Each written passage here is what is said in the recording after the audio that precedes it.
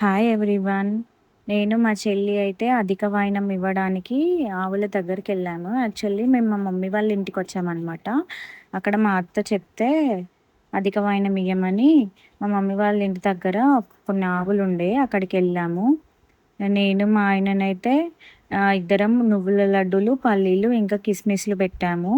పల్లీలైతే అస్సలే తినలేదు. కానీ నువ్వుల లడ్డూలు మొత్తం తినేసింది. అక్కడ చిన్న ఆవుండే అస్సలే ముట్టనివ్వలేదు. చాలా ఇట్లా కోపంగున్నాయనుకుంటా అవి.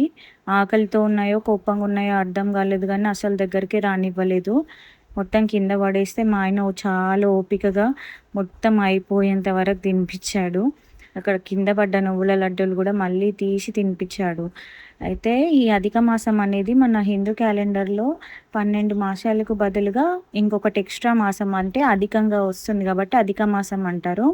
ఈ అధిక మాసంలో అల్లుడికి కానీ, ఎవ్వరికి ఎలాంటి దానాలు చేసుకున్నా కూడా చాలా పుణ్యం వస్తది.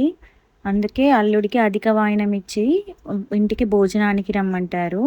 ఇక్కడ మేమిచ్చామని మా సంజు ఒక లడ్డు పెట్టింది. లడ్డు పెట్టి మొక్కింది. ఎలా భయపడ్డదో చూడండి. మా కన్నయ్య అయితే అక్కడ ఎవరో బండి తెచ్చుకుంటే వాళ్ళ బైక్‌తో అయితే కాసేపు ఆడుకున్నాడు. వాళ్ళ ఫోటోస్ దిగేసి మా చెల్లి కూడా పెట్టింది. ఒక చిన్న లడ్డూలు పెట్టేసి అందరం ఇంటికొచ్చేసాం.